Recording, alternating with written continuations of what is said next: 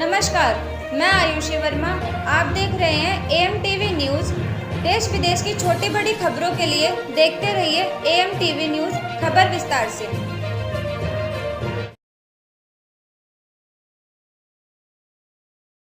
Sir, अपना परिचय बता दीजिए आप। मेरा नाम गौरी शंकर शर्मा है। पेशे से मैं वकील हूँ, लोक समाज पार्टी का अध्यक्ष हूँ और मेरे साथ बच्चन सिंह करोतिया जी, नरेश कुमार सेन जी हैं और ये अपना क्या नाम सतीश कुमार, ये अपना राम गोपाल चौहान है, वो अनिल मिश्रा ये हैं। ऐसे बहुत सारे एडवोकेट यहाँ पर आए हैं।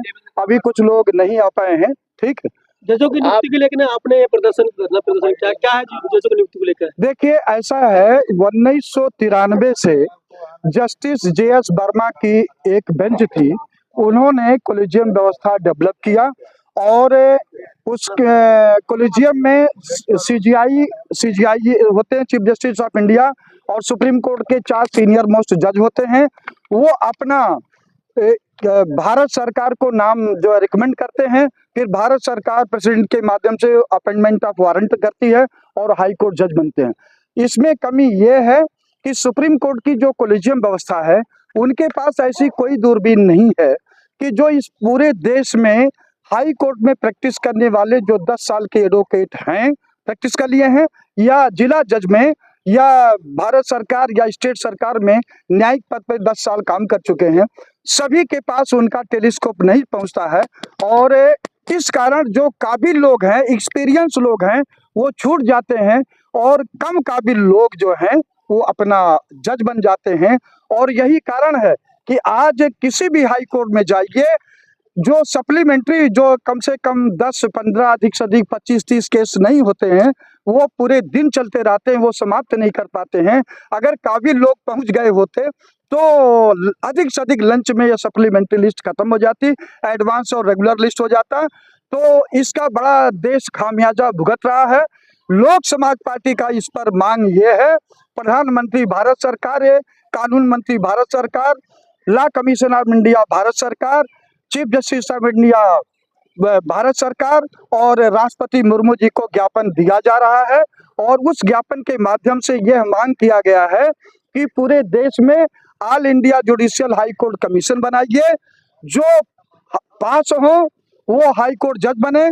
उसकी जिम्मेदारी जो है देश के प्रोमिनेंट लॉ प्रोफेसर को दीजिए, उसमें चेयरमैन बनाइए, 10-15 सदस्य बनाइए और उसमें भी एक कानून बनाइए कि जो अपना ये करते हैं, बेईमानी से करते हैं, तो उनके खिलाफ कम से कम 10 साल का पनिशमेंट का सजा हो, तब जाकर के ये फेयर सिलेक्शन हो पाएगा।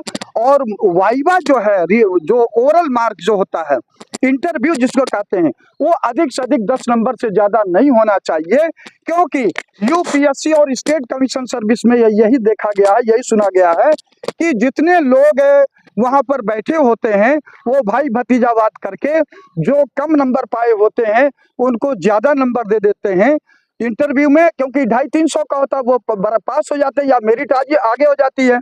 और जो दूसरे धर्म जाति का होता है उसको कम नंबर दे करके फेल कर देते हैं या मेरिट कम कर देते हैं। तो इस व्यवस्था में हम चाहते हैं कि इंटरव्यू ज्यादा से ज्यादा 10 नंबर का हो। क्या लगता है अगर आपके जो आपने ज्ञापन दिया है, अगर उस पर कार्रवाई नहीं होती तो क्या करेंगे आप?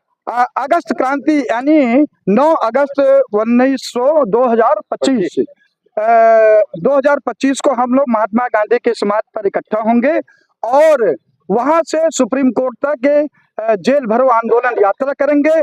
चाहे वो 6 महीना रखें, चाहे साल भर रखें, चाहे जो भी रखें, हम लोग जेल भरो आंदोलन करेंगे।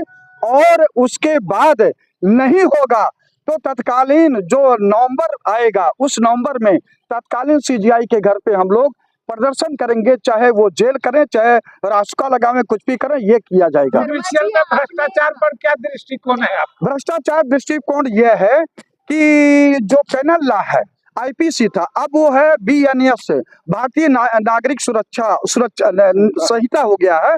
वो भारतीय नागरिक सुरक्षा संहिता, वो तो प्रोसीजर है।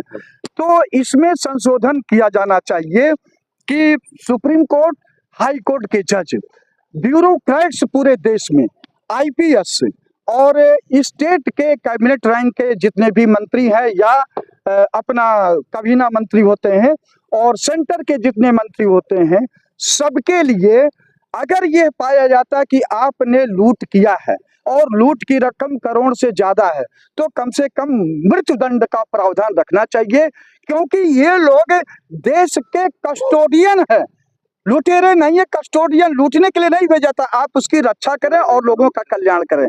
और उसके बाद में जो चलन चल पड़ा प्रधान का और सबका, जिला पंचायत का, उनको कम से कम 10 साल अधिक से अधिक उम्र कैद का सजा दिया जाए। जुडिशियल में निचले स्तर पर भी भ्रष्टाचार है या केवल हाईकोर्ट सुप्रीम कोर्ट में? नहीं, देखिए निचला भी है और तो जो ऊपर का है, आपने जस्टिस वर्मा का ख्याल तो देख लिया, उसमें पूरा हालात देख लिया, जहां पर करोड़ों लोग करोड़ों के नोट मिले हैं।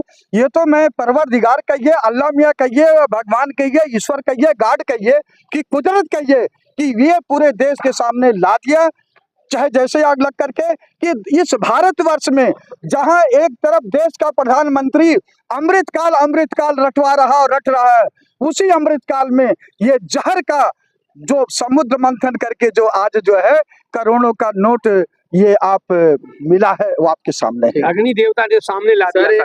हाईकोर्ट, इलाहाबाद हाईकोर्ट के जज का एक फैसला आया है कि महिलाओं को लेकर कि महिला की अगर चेस्ट पर हाथ मारे या उसका पजामे का नाड़ा तोड़े या उसको पुड़िया के अंदर खींचे तो भी बलात्कार की श्रेणी में नहीं आता। हाँ, देखिए उस पर थोड़ा हम चूंकि क्रिमिनल के साइड से काम ज्यादा किए हैं और हम भी चाहते हैं कि जो देखिए जो सेक्सुअल इंटरकोर्स का है, रेप का डिफिनीशन है, इस अमेंडमेंट के पहले, पास्को एक्ट लाने के पहले सिर्फ पेनिट्रेशन था।